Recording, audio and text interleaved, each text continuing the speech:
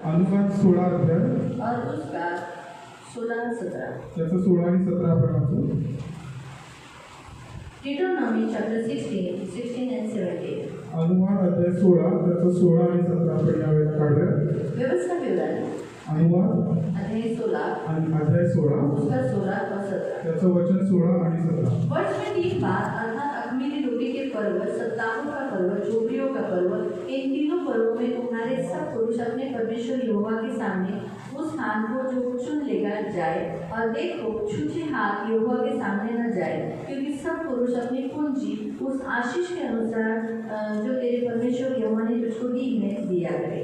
अनुवाद अध्याय 16 त्याचं 16 ते 17 वचन म्हणतं, तुझा देव परमेश्वर जे स्थान निवडी तेथे वर्षातून 3दा म्हणजे बेखमीर भाकरीचा सण, सप्ताहाचा सण आणि मांडवांचा सण या तिन्ही सणात तुमच्यातील सर्व पुरुषांनी त्याच्या समोर हजर राहावे, पण कोणीही परमेश्वरासमोर रिक्त हस्ते येऊ नये. तुझा देव परमेश्वर याने आशीर्वाद दिला असेल त्या मानाने प्रत्येकाने आपापल्या ऐपतीप्रमाणे द्यावे. हम यहाँ देखते हैं परमेश्वर ने पुरुषों को इकट्ठा होने के लिए कहा है. आपण इथे बघतो की देवाने सर्व पुरुषांना एकत्रित होण्याची आज्ञा दिली. प्रभु चाहता है कि पुरुष एकत्रित हो जाए. देवाची अशी इच्छा आहे की सर्व पुरुषांनी एकत्रित व्हावं सारे पुरुष एकत्रित होकर आणि सर्व पुरुषांनी एकत्र येऊन परमेश्वर को भेंट चढ़ाए, परमेश्वर से मिले, परमेश्वर को मिले. त्यांनी देवाला भेट द्यावी आणि ते देवाशी त्यांनी संगती करावी. परमेश्वर चाहता है कि पुरुष उसको मिलने के लिए आए. आणि देवाची अशी इच्छा आहे की सर्व पुरुषांनी देवाला भेटायला यावं. खास कुछ 3 पर्व यहाँ बताए हैं. इथे विशेष करून 3 पर्वांचा उल्लेख केला एक गेला. अख़मीरी रोटी. पहिला म्हणजे बेखमीर भाकरीचा सण. अख़मीरी रोटी कौन सा है जिसमें हम लोग प्रभु भोजन लेते हैं, जैसे प्रभु यीशु एक अख़मीरी रोटी है.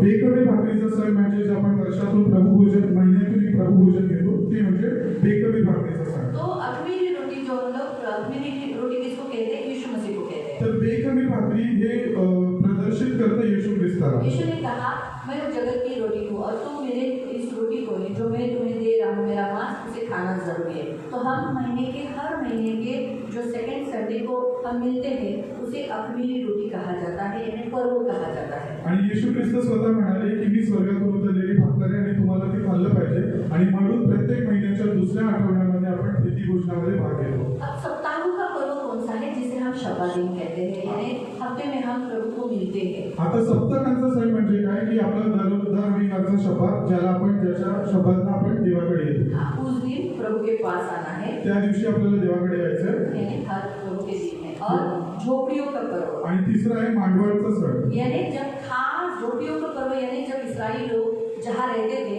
वो लोग क्या करते थे कि झोपड़ियों को पर्वों को बनाते समय वो लोग क्या करते थे, अपने घरों से बाहर एक झोपड़ी बनाते थे और उस झोपड़ी में खाना बनाते थे, वहाँ पर वो नीचे सोते थे. यानी अपने आप को वो क्या करते थे, जो सुख वो ले रहे उस सुख से, अपने घर से जो सुख मिल रहा है सब कुछ वो दूर कर अपने शरीर को क्या कर रहे, कष्ट दे रहे, क्लेश दे रहे, दुख दे रहे, ताकि वो कहने के लिए कि मैं यहाँ का सदा का वासी नहीं हूँ, मैं कहाँ का हूँ, हाँ स्वर्ग का, मैं यहाँ यात्री हूँ, मैं यहाँ पर नागरिक को मेरा यहाँ नहीं है, परंतु कहाँ का है, स्वर्ग का.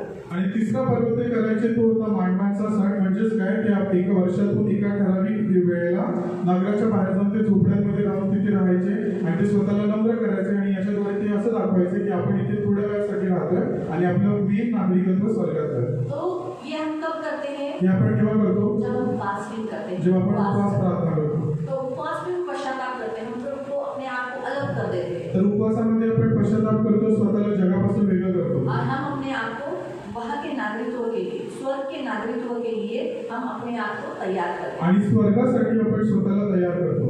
तो ये पर्वों में पुरुष होनी चाहिए, प्रभु खास यहाँ बताते तर हैं. या 3 प्रमुख पर्वामध्ये पुरुषांची उपस्थिती असली पाहिजे. यानी आप होने ही चाहिए. म्हणजे आपण सर्व पुरुष त्याच्यामध्ये असले पाहिजे. और कहा है कि तुम मुझे मिलने के लिए खाली हाथ में. आणि देव हेही म्हणतो की तुम्ही मला भेटायला रिकाम्या हाताने येऊ नका. ठीक है, जो जगह मैंने तुम्हें चुना है वहीं पर आना. देवाने म्हटलं की जी जागा मी निवडली त्याच जागेत तुला ऐसा यायचं. नहीं कि आज इधर परसों उधर, थोड़ा उधर, ऐसा नहीं. असं नाही की आज आपण वेगळ्या ठिकाणी प्रार्थनेला गेलो, उद्या दुसऱ्या चर्चला गेलो, असं नाही. अभी आज सोचोगे बदलापुर में जाऊंगा, बदलापुर के चर्च में जाऊंगा, अगली बार के इसमें अम्बरनाथ के चर्च में जाऊंगा, नहीं. आपको एक सियोन चर्च लिया है, सियोन चर्च जो मानवी का चर्च है, सियोन चर्च के द्वारा जहाँ जहाँ कलीसिया, जिस घर में घर कलीसिया होती है वहाँ पर आप जा सकते हो, लेकिन अन्य और कलीसिया में नहीं जा सकते. आपण इतर कुठल्या मंडळांमध्ये नाही जाऊ शकत, कारण की देवाच्या आज्ञेद्वारे आपला जन्म सियोन मंडळीमध्ये झाला.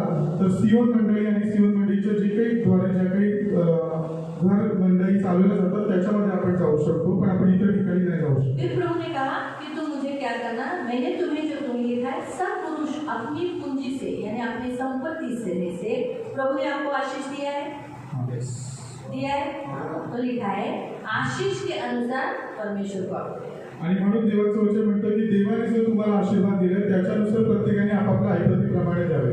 तो प्रभु चाहता है कि हम प्रभु को दें. तर देवाची इच्छा आहे की आपण देवाला द्यावं. हालेलुया. हालेलुया. इसलिए अभी समय है ऑफरिंग का. तर आता वेळ दानार्पणाची. प्रभु को अपनी पूंजी में से प्रभु को भेंट देंगे. आपण आपल्या पूंजीमधून देवाला भेट देऊया. हम खड़े हो जाएंगे, एक गीत गाएंगे, फिर प्रभु को दान दर्शाएंगे. आपण उभे